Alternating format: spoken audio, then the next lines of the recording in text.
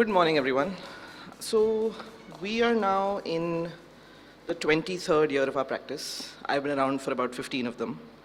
And we still enjoy working on projects of all different scales and typologies. So we've got hotels, some museums, institutional buildings, small homes, and retail.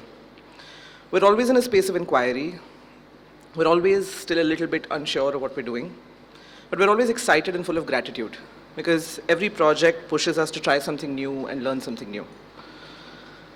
So in our nature of practice, we're always chiseling away at this one thing, waiting for the final result to emerge.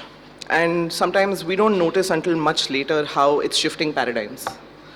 So today I'm going to take you through some of our projects, through the stories of craft, context, and identity. And hopefully you'll be able to see how that moved the needle for us. So our very first project I want to talk about is very old now, but it's very special to us because it taught us a lot about what we could achieve when you're relentlessly exploring with just one material.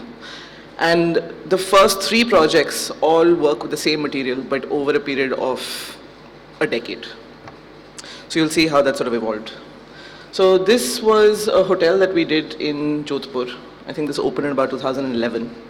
And when we first got the site, we had inherited these three heritage structures that you see in the middle of the site. In order to make the model viable, we had to introduce 40 new rooms to make this into a boutique hotel property. So we first spent time restoring these old structures, converting them into the public amenities of the hotel so they could be shared by everyone. And we chose to actually clad them in the same red sandstone that you see is in Mehrangarh Fort. The site is actually the foothills of Mehrangarh Fort. It was one of the last remaining open plots of land in the old city of Jodhpur. And so every room actually gives you uninterrupted views of the fort. Once we were done with this restoration, the courtyard of the hotel looked a little bit like this. And we were left to wonder what the vocabulary of the new building should be, such that they don't take away from these old gems that we've inherited. So we sort of went with old technology of passive cooling through a stone jali. And we cladded these new buildings in these veils of stone.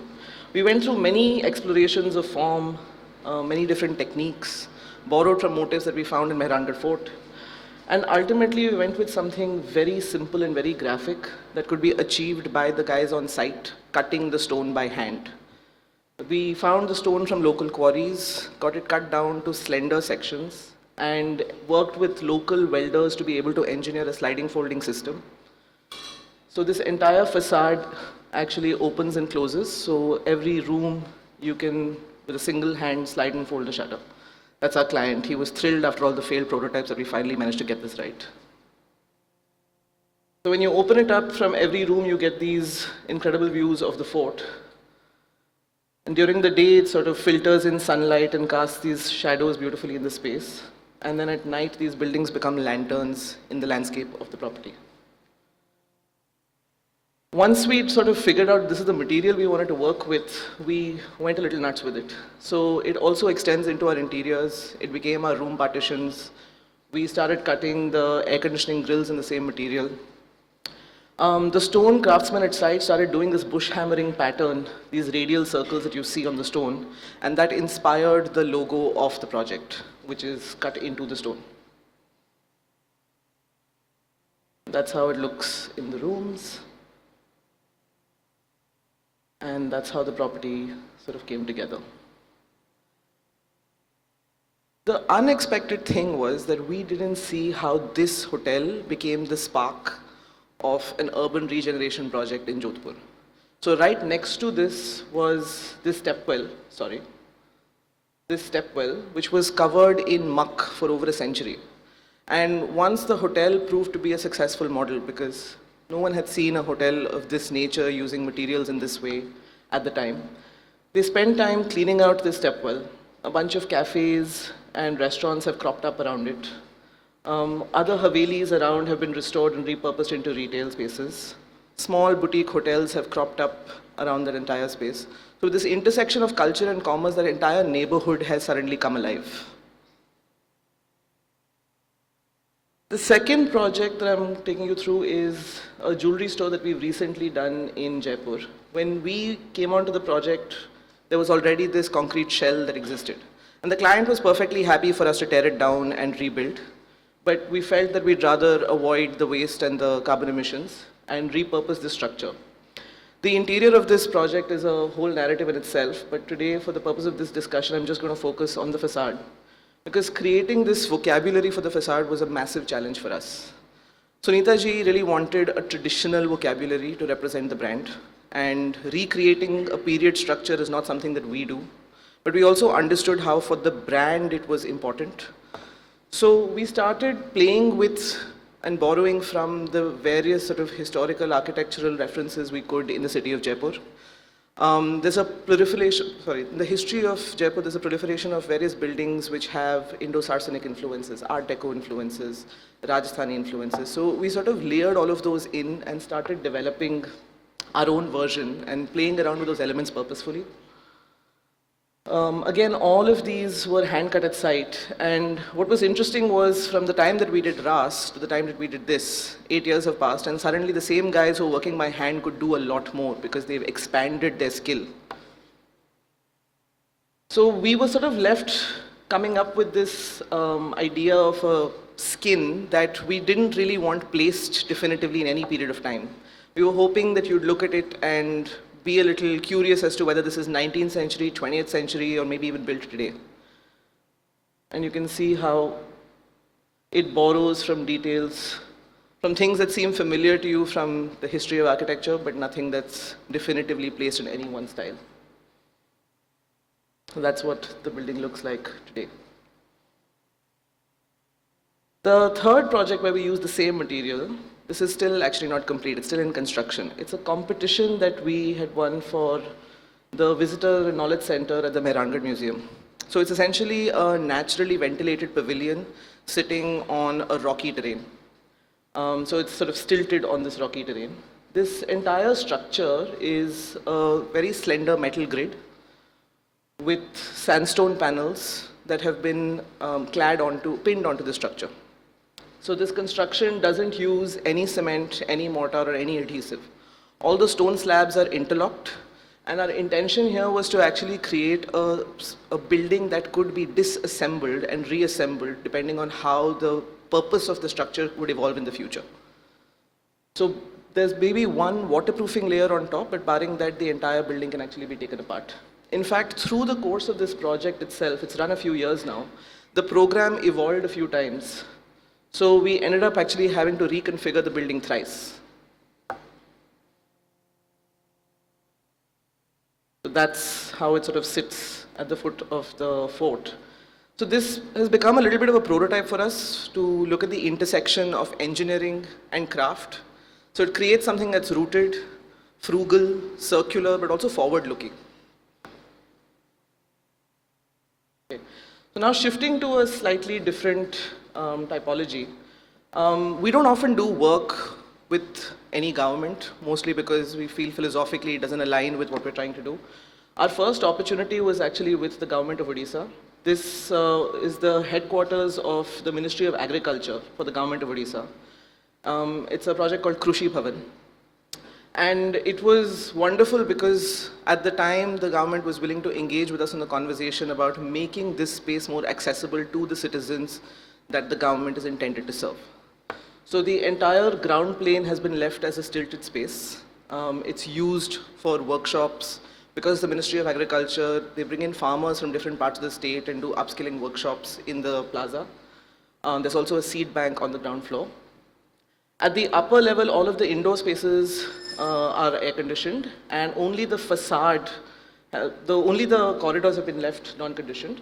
And in order to skin the entire building, we developed this this brick screen, which uses 4 different colors of brick that essentially represent the different colors of soil you'd find in Odisha. And the pattern, of course, borrows from ikat, which is textile native to the state. So this has become a bit of a landmark now in Bhubaneswar because no government building of this nature existed before this. And more recently, we had the opportunity of actually making the party headquarters for Biju Janata Dal. often the posture of a political party's headquarters is one of power and persuasion. So here it was again an opportunity for us to be able to shift the lens on that. They'd first come to us to say they wanted to do a 5-story structure. We actually convinced them that let's be closer to the ground plane, so it's only a 3-story structure. The facade itself is a combination of terracotta and laterite. We worked with Siddharth Das's studio to develop the artwork that you see on the facade.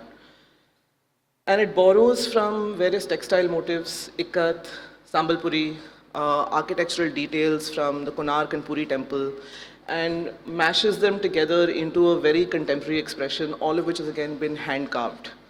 So the party in its primary headquarters is being able to hero craft, represent something that is intrinsic to the communities that it is hoping to serve.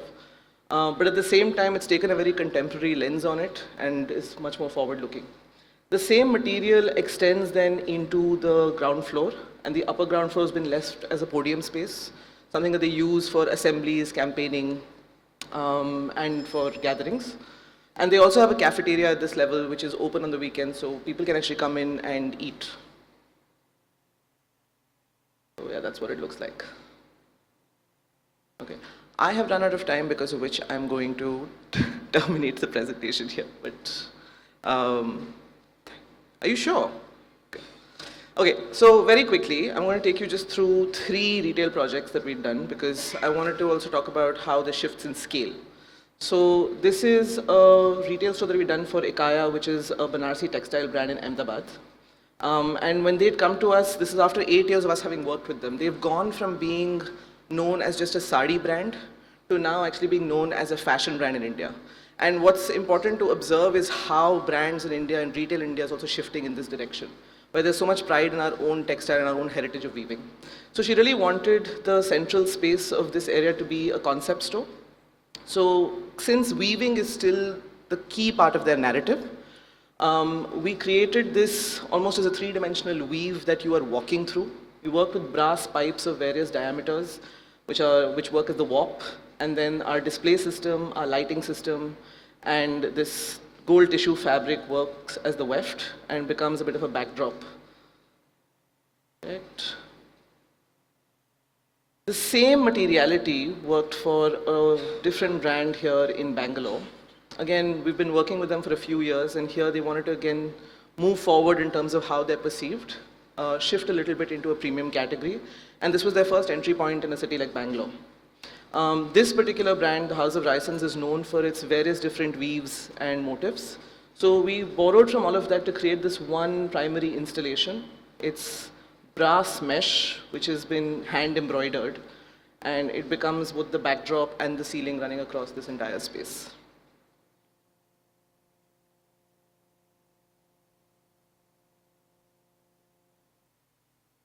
The last project that I wanted to show you was our most recent retail project. It's a new store that we've done for Satyapal. Satyapal is a brand we've all known, it's been around for years.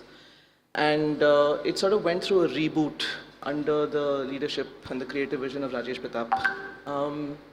So he was very clear that he wanted to create a soft cocoon-like space. We understood that because the brand has a legacy of such vibrant prints, that it really needed a very quiet, monolithic shell to be able to hero those textiles. But at the same time, it's an Indian brand, so we didn't want the notion of the monolith to be white or black or gray. So our source of inspiration here came from, again, the red sandstone, and we started sort of playing with that color and diluting it. So this actually is a custom terrazzo that we got developed specifically for this brand. And you can see how the corners have been scooped. So you have no sharp edges in the space. And then above you actually have a lime plaster, which is of the same color. If you're familiar with the newer collections of Satyapal, there's a little circle that is hidden in all of their new clothes. You can sort of find it at the back. And in every collection, it becomes something a little different. Sometimes it's a planet, sometimes it's a flower. So we wanted to take that little Easter egg and weave it into the store. So there is this one circle that sort of cuts through all of the different planes in the space. And it never really completes except for at the very end where there's a circular LED screen.